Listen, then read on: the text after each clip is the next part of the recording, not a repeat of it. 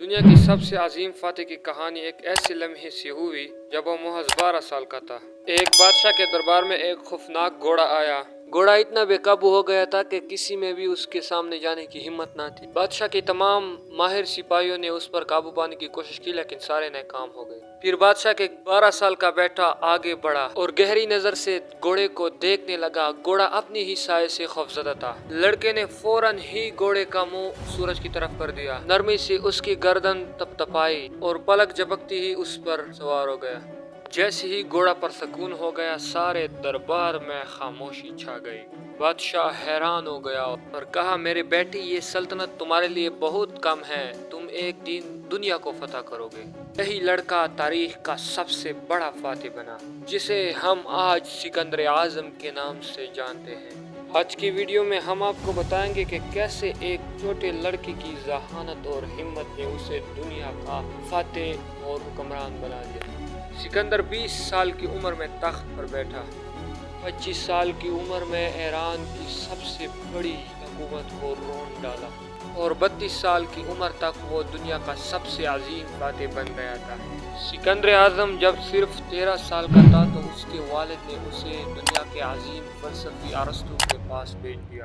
ارسطو نے صرف اسے فلسفہ نہیں سکھایا بلکہ اس کے سوچ کو وسیع کیا۔ ارسطو نے 13 سے 16 سال کی عمر تک اسے فلسفہ، حکمرانی، جنگی حکمت عملی اور سائنس کا علم دیا۔ ایک دن ارسطو نے سکندر اعظم سے کہا کہ دنیا صرف ایک نقشہ ہے اور تم وہ ہاتھ ہو جو اس پر نقش بنائے گا۔ تم زمین کی لکیریں بدل سکتے ہو اگر تم اپنے سوچ کو ہتھیار بنا لو۔ یہ الفاظ صرف تعلیم نہیں بلکہ ایک چنگاری تھی۔ اور اس وقت سکندر کی آنکھوں میں ایک چمک آ گئی۔ وہ کھڑا ہو گیا اور آسمان کی طرف دیکھنے لگا۔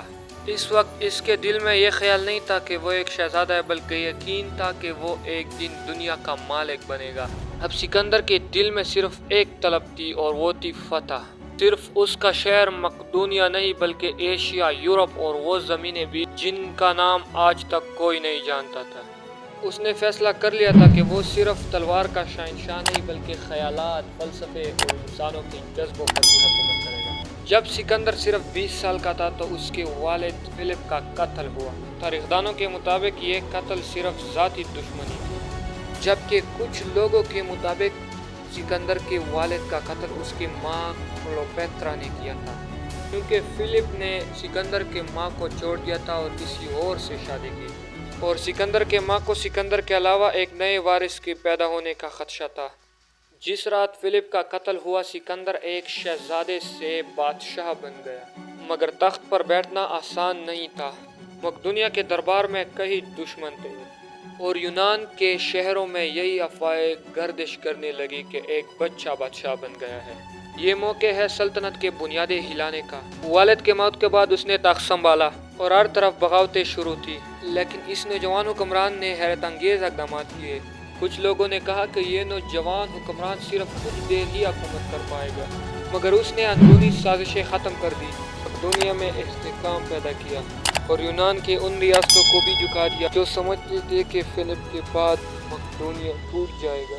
ایک شہر میں بغاوت ہوئی تو سکندر نے سخت کارروائی کی اور اس شہر کو تباہ و برباد کر دیا تاکہ باقی ریاستیں عبرت حاصل کریں۔ اس کے بعد سکندر اعظم نے ایک نئی سمت پر قدم رکھا، مشرق کی طرف، جہاں ایران کی عظیم سلطنت اس کا انتظار کر رہی تھی۔ راستے میں کئی چھوٹی ریاستیں آئی جن کو یا تو فتح کر لیا گیا یا ان کے ساتھ معاہدہ کیا گیا، مگر اصل مقابلہ ایران کے شہنشاہ ڈیریس سے تھا۔ ڈیریس کے ساتھ لاکھوں فوج، بے پناہ دولت اور ایک وسیع سلطنت تھی، مگر سکندر کے پاس 40,000 منتخب سپاہی تھے اور ایک ناقابل شکست جنونی عزم تھا۔ اور پہلی بڑی ٹکر ایسس کے مقام پر ہوئی۔ سکندر نے ڈیریس کے خلاف چالاکی سے منصوبہ بندی کی۔ اس نے اپنے دشمنوں کے لشکر میں خلل ڈالنے کے لیے اپنے گھڑ سواروں کا استعمال کیا اور جنگ کو ڈیریس کے فوج کے مرکز تک لے گیا۔ ڈیریس وہاں خود موجود تھا۔ جنگ کے دوران ڈیریس خوفزدہ ہو گیا اور اس کا خاندان سکندر کی قید میں آ گیا، اس کی ماں، بیوی اور بیٹیاں، مگر سکندر نے اس کے ساتھ عزت کا برتاؤ کیا۔ اس نے ڈیریس کی ماں سے کہا کہ میں تمہیں دشمن کے طور پر نہیں بلکہ ایک ملکہ کے طور پر عزت دوں گا۔ یہ اقدام سکندر کے دشمنوں کو بھی حیران کر گیا اور ادھر ڈیریس اپنی شکست کے بعد دوبارہ فوج جمع کرنے لگا۔ ڈیریس نے سکندر کو خط بھیجا کہ چلو ہم آدھی دنیا بانٹ لیتے ہیں، تم مغرب رکھ لو اور میں مشرق۔ سکندر نے انکار کر دیا اور کہا کہ ایک سورج کے نیچے دو بادشاہ نہیں رہ سکتے۔ اگلی بڑی جنگ گوگا میلا کے مقام پر ہوئی۔ اس جنگ میں بھی ڈیریس کی فوج کی تعداد بہت زیادہ تھی، مگر سکندر کی حکمت عملی، نظم و ضبط، سپاہیوں کی وفاداری نے ایک بار پھر ایک فیصلہ کن کردار ادا کیا۔ ڈیریس کو ایک بار پھر میدان جنگ سے جان بچا کر بھاگنا پڑا، مگر اس بار اسے اپنے ہی سرداروں نے قتل کر ڈالا تاکہ فتح کے بعد سکندر سے معافی مانگی جائے۔ جب سکندر نے ڈیریس کی لاش دیکھی تو وہ غمزدہ ہو گیا اور ڈیریس کے قاتلوں کو سزا دی اور اسے شاہی اعزاز کے ساتھ دفن کروایا، اور اب وہ ایران کی عظیم سلطنت کا حکمران بن گیا۔ ایران کی فتح کی ڈنگ پوری دنیا میں پھیل گئی اور اس کا نام طاقت کی علامت بن گیا۔ ایران فتح کرنے کے بعد سکندر کی نظریں مصر پر تھی، ایک ایسی سرزمین جو صدیوں سے ایرانی ظالم حکمرانوں کے چکی میں پیس رہی تھی۔ جب اس کی فوج دریائے نیل کے کنارے پہنچی تو حیرت انگیز مناظر سامنے آئے۔ مصر کے لوگوں نے سکندر کا استقبال کیا اور خوش آمدید کہا، اور سکندر کو فرعون کا خطاب دیا، جو اس وقت مصر کے حکمرانوں کا قانونی عہدہ تھا۔ لیکن سکندر نے فاتح کی طرح حکومت نہیں کی، بلکہ ایک منصوبہ بنایا اور نیل کے کنارے ایک عظیم شہر اسکندریہ بنایا۔ شہر آج بھی نیل کے کنارے موجود ہے اور کہتے ہیں کہ اس شہر کا نقشہ سکندر نے خود بنایا تھا۔ اس میں دنیا کا سب سے بڑا کتب خانہ اور ایک عظیم مینار شامل تھا۔ یہ ایک شہر نہیں تھا بلکہ مشرق اور مغرب کے ملانے کا خواب تھا۔ سکندر نے اپنے فتوحات کا سلسلہ جاری رکھا، یہاں تک کہ وہ موجودہ پاکستان اور ہندوستان تک بھی آیا تھا۔ یہ وہ علاقہ تھا جہاں دریاؤں، جنگلوں اور پہاڑوں کے درمیان مختلف قومیں آباد تھیں۔ سکندر کے لیے یہ زمین اجنبی تھی، نہ اس علاقے کی جغرافیے سے باخبر تھا اور نہ وہاں کی چالاک دشمنوں سے، مگر سکندر کے ارادے واضح تھے۔ وہ اپنی سلطنت کو دنیا کے آخری کونے تک پھیلانا چاہتا تھا۔ اس سرزمین پر اس کا مقابلہ راجہ پورس سے ہوا، ایک تجربہ کار حکمران جس کے پاس ہاتھیوں کا بہت بڑا لشکر تھا اور جس کی رعایا اس کے ساتھ بے پناہ وفادار تھی۔ اس نے میدان جنگ میں ڈٹ کر مقابلہ کیا۔ سکندر کی فوج نے پہلے ایسی نوعیت کی جنگ کبھی نہیں دیکھی تھی۔ زمین ہاتھیوں سے دہل رہی تھی، تیر اندازی مہارت کی انتہا پر تھی اور دشمن کے سپاہی پوری شدت سے لڑ رہے تھے، مگر سکندر وہی تھا جو ہر مشکل کو موقع میں بدلنا جانتا تھا۔ اس نے دشمن کے صفوں میں درار ڈالنے کے لیے پہلے ہاتھیوں کو الگ الگ کر دیا، پھر گھڑ سوار دستوں کو اطراف سے حملے کرنے کو کہا۔ سکندر صف اول میں لڑ رہا تھا، ایک لمحے کے لیے بھی وہ پیچھے نہیں ہٹا۔ سپاہیوں نے جب انہیں دشمن کے نیزوں کے درمیان دیکھا تو ان کے حوصلے اور بھی بڑھ گئے۔ اس طویل جنگ کے بعد بالآخر راجہ پورس کو شکست ہوئی۔